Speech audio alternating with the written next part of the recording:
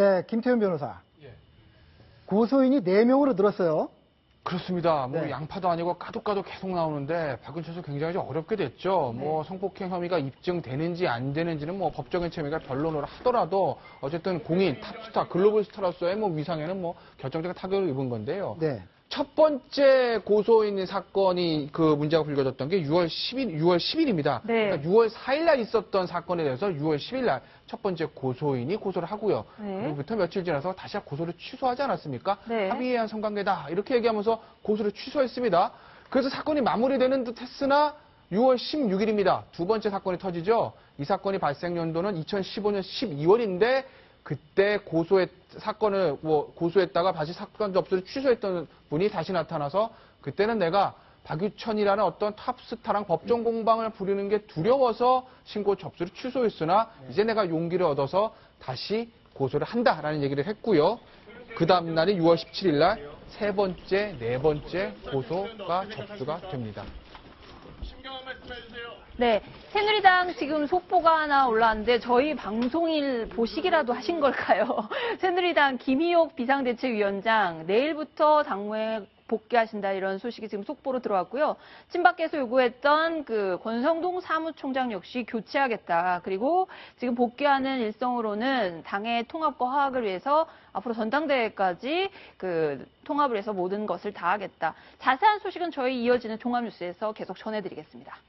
네, 다시 박유천 씨 사건으로 돌아와 보죠.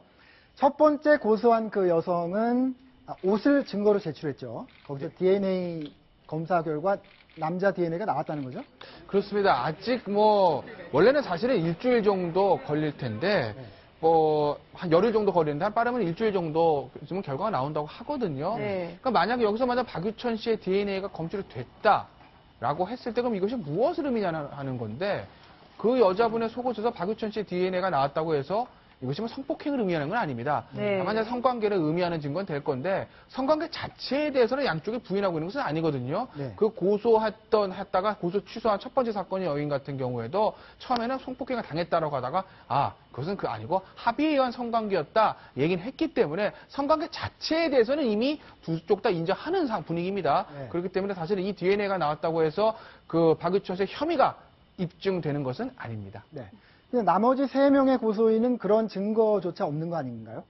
그렇습니다. 나머지 이제 3사람의 문제인 건데 물증이 사실은 없는 상태죠. 네. 더군다나 두 번째 고소, 작년 12월에 있었던 사건 같은 경우에는 사건 접수 1시간 만에 접수를 취소했습니다. 그래서 제대로 된 수사도 이루어지지 않은 것으로 보이는데 물증이 없기 때문에 경찰로서는 굉장히 박유천 씨 혐의를 입증하는데 좀 어려움을 겪을 수 있습니다. 근데 다만 문제는 이 네 사람의 사건의 피해자라고 주장하는 사람들의 진술이 거의 다 일치하고 있다는 것이거든요. 그렇죠. 즉, 어떤 화장실에 들어가서 어떠하게 어떤 관계를 가졌다라는 진술이 되게 매칭이 되고 있는데, 박유천 씨를 성범죄자로 단정할 수는 없지만, 되게 성범죄자들의 성범죄 태양이 일치합니다. 네. 되게 성범죄를 계속하는 사람들을 보면 범행의 행태가 좀 동일하거든요.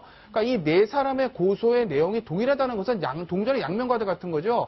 박윤철 씨 입장에서 또 그 스타일이구나, 또 화장실이구나. 그렇기 때문에 이 마지막 첫 번째 사건도 박윤철 씨 혐의가 있는 것이 아니야 라는 생각도 할 수 있겠지만 반대로 첫 번째 사건이 터지고 묻혀있던 두 번째, 세 번째, 네 번째가 팍팍팍 튀어나온 거로 봐서 혹시 이것이 모방으로 인한 고소가 아니겠나라는 생각도 할 수 있는 것이기 때문에 그 점은 박유천 씨에게 있어서는 동전의 양면과도 같은 것이고 그렇기 때문에 강남경찰서가 이 사건을 굉장히 신중하게 접근하고 있는 것이죠. 네.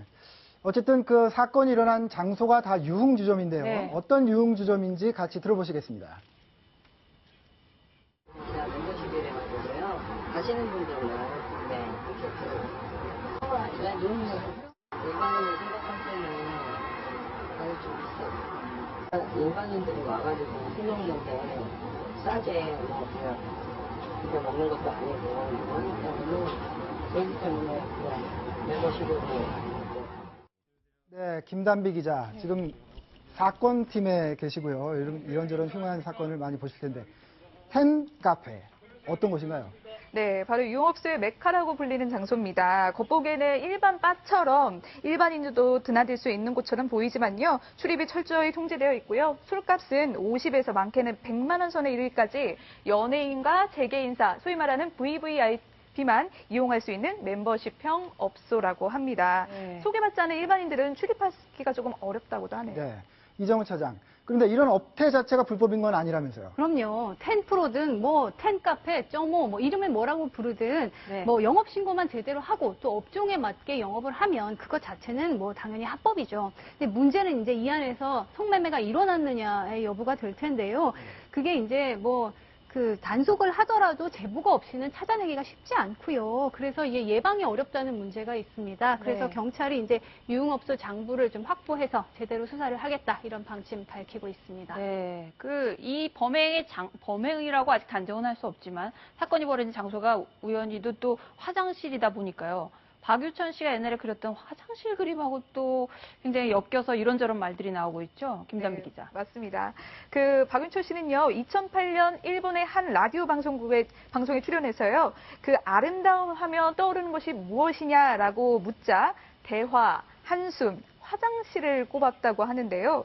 또 다른 인터뷰에서는 어떤 남편이 되고 싶냐라고 묻자 뭔가 큰 걸 해주기보다는 소소한 걸 같이 해주고 싶어요. 예를 들어 반찬 뚜껑 닫아주기, 그다음에 변기 커버 내리기 같은 걸 해주고 싶다고 말했다고 합니다. 네, 뭐 어쨌든 우연의 일치일 건 같은데 저희가 심리 상담가의 말을 한번 들어봤거든요. 저런 화장실 그림을 아름다운 것으로 표현하는 이유 한번 직접 들어보겠습니다. 가운데 들어가 있는 얼굴이 여자이잖아요. 입이 X니까 말 못하는 거예요, 그 여자들은. 본인 스스로도 일정 부분의 죄책감은 있어요. 자기가 이렇게 추하다고 생각하고 본인 스스로도 양면성 때문에 괴롭긴 괴로웠을 거예요. 남자 변기와 여자 변기를 상징하는 것 같아요. 그 위에 쌍으로 키스하는 모습이 있는 거지요. 네, 어두운 소식입니다. 여기까지 듣고요. 그 다음에는 밝게 살아가는 연예인 부부들의 이야기로 넘어가겠습니다. 다음 소식입니다.